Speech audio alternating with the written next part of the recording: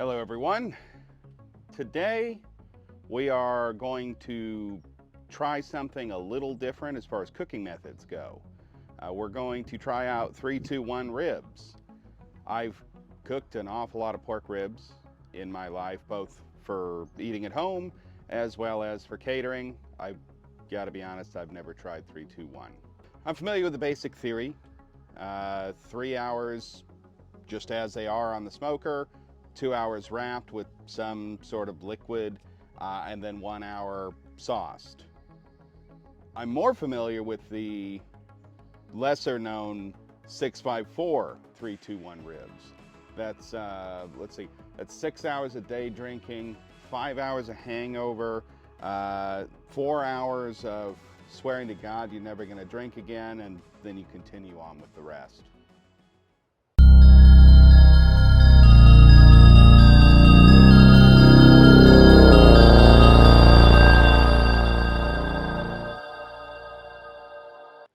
Welcome back to Cold War Barbecue. As I mentioned, no joke, we really are going to do 3-2-1 ribs. I've got 2 racks of ribs. Both of them are the St. Louis cut, which is generally the cut that I like the most. And we're going to kind of A-B them. I'm going to do the 3-2-1 on one of them, and I'm going to do my regular cooking style on the other. We're not really going to be paying any attention to the temperature of the ribs themselves on the 3-2-1. We're going to cook them at the same temperature in the smoker, probably, somewhere between the 250-275 range.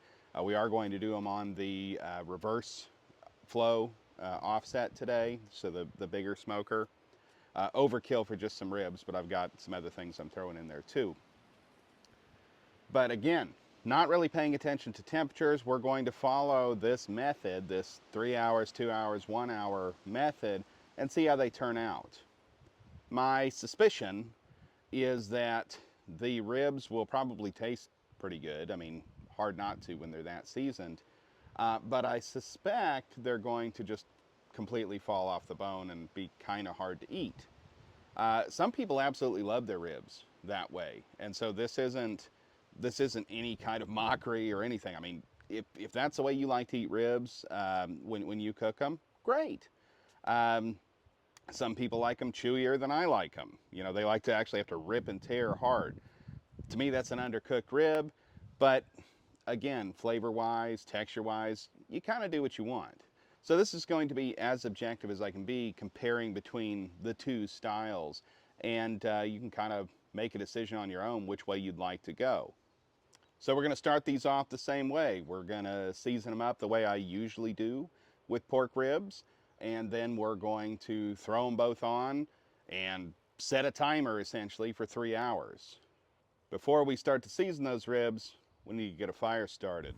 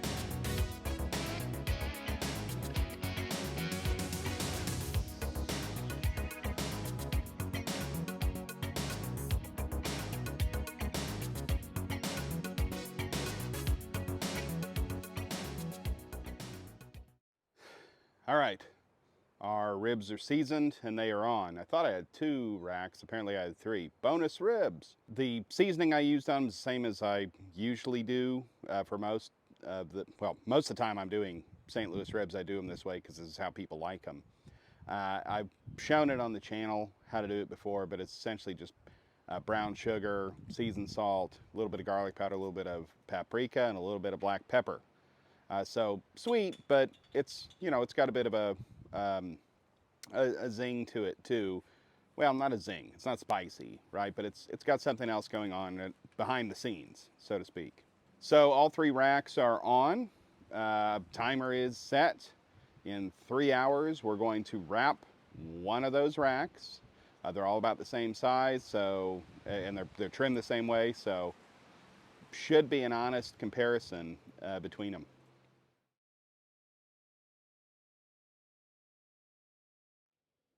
Okay, we are roughly halfway through that 3-hour cook period. I hear some sizzle. So let's take a look at what we've got going on in here. All right, these are gorgeous. Getting fat render already. Still tough. Still tough. There's a long way to go yet. But overall, looking pretty good. We have some dripping here from the nubs, which I always keep and eat. But other than that, you know, it's a good check-in. Those are pork butts down there. That's mine for the night times. I guess we're also going to see how well the fire burns today, as it is rather windy. I think we're at about 300 or 400 miles an hour now, with gusts to 800 or 900. So kind of like the surface of Jupiter, although much more breathable air. Okay, 3 hours on the mark.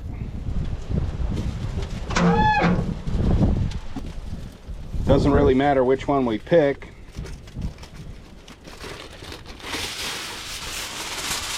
Let's pick the one on the far right here. And what we're going to do is we're going to throw some butter and some more brown sugar in here with this.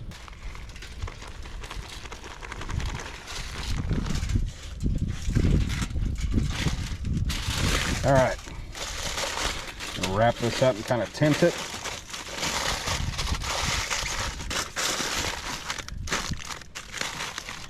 There's our pouch. 2 hours now left. We look at these other guys. Oh man, yeah, they're good fat render. It's exactly what I want them to feel like. I'm excited. Be a good comparison.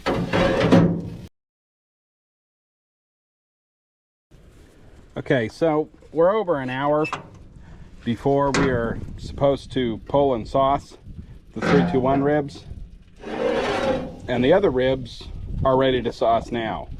They're about 180 degrees, which is where I typically sauce them. So I'm gonna go ahead and do it because I want these ribs to put their best foot forward, so to speak, against the 321 ribs. This is kind of my standard homemade sauce that I usually do on this channel.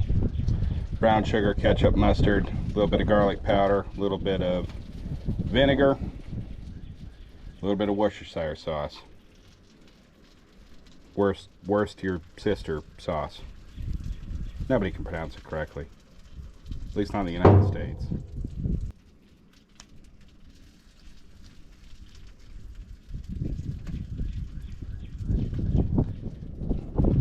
All right, so these are sauced. Again, generally speaking, I will sauce at 180, let it carry up to about 200, and pull them somewhere right around 200. So these are going to be, near as I can tell, significantly overdone compared to those, but we'll see. Got a bad feeling about this. So as you've seen, I'm already saucing the 2 standalone racks of ribs, and I've done hundreds, if not thousands, of racks of pork ribs over the years, and again, I've kind of sort of heard 321, never tried it, but my ribs are at 180 degrees. That's where I usually will sauce them to give them 45 minutes to an hour, depending on the temperature, the cook, how windy it is, etc., etc. Give that sauce time to tack up. Uh, Meanwhile, I have still just over an hour before the 321 ribs are even ready to come out and be sauced. So mentally, I'm thinking, well, gosh, those are going to be 220, 240 degrees internal temperature by the time I pull them off the smoker at the end of the whole process. And I, I don't know, that just seems way too far gone. But we'll see. Benefits, they should be awful juicy. Throwing them in there with more brown sugar and more butter to just really lock all of that in, kind of make it a wet cook. That'll be tasty, right? And it's not to say there isn't a benefit to some of this. I mean, it may still taste awesome.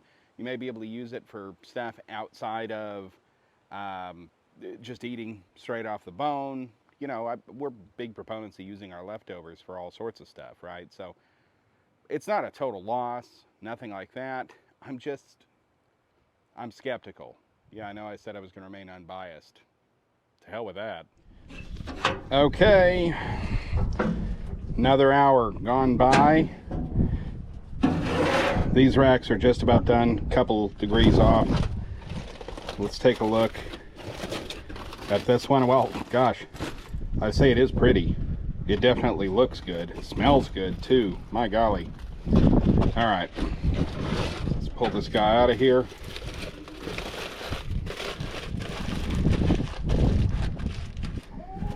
And I'm going to sauce it. Same sauce as the others.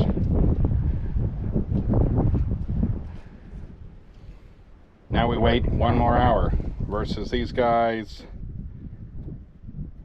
I bet are going to come off now. We'll take a temp. So I'm going to pull them and we'll wait another hour on this guy.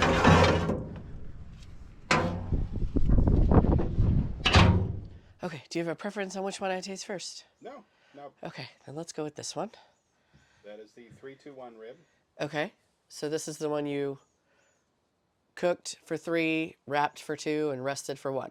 Well, not rested. It sat on the smoker for an hour glazed. Oh, okay. It's cool. It's very fall aparty, which I guess is fine if you like that in a rib. I personally do not. It's tasty though. Now we have our traditional rib.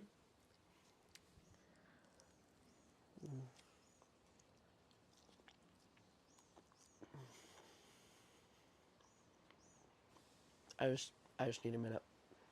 This is also a little fall aparty, but it's not nearly as fall aparty as this.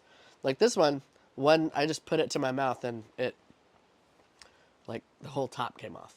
This one is more, it's tender. It pulls right off, but it's not like mush. It's still got meat texture. Gotcha. So if you had to say which one you preferred? Traditional, all day long. All right. Okay. So, conclusive evidence? I think so. It's kind of what I expected. It's kind of what I was forecasting the whole time through the video. By the time they were ready to come off, you know, after the whole time had passed, they were very fall aparty. They came right off the bone. They fell right off the bone. The other ones, the ones I did the normal way, those kind of pull off the bone, right? You bite and pull. Not chewy, but it just kind of comes off easily when you go to bite. Doesn't fall apart. That's how I like my ribs. That's how most people to whom I serve ribs prefer them. But one size doesn't fit all. Some people really do like just completely fall apart ribs. Some people like to eat ribs with a fork. You know who you are. At the end of the day, I mean, all this showed is that you're not going to burn the ribs. They're not going to be necessarily how I like them, but maybe that's how you want to do it. Maybe you want the simplicity of it. whatever the reason. It works, it's just not as good as the traditional way. We appreciate you watching and sticking with us on this rib-based journey. Um, Let us know in the comments if you're a proponent of 3-2-1 ribs, if that's how you always do them, how you've always done them, and just point out anything I might have missed. Maybe there's some step in between the 3, the 2, or the 1 that I didn't notice. We'll see you next time on Cold War Barbecue.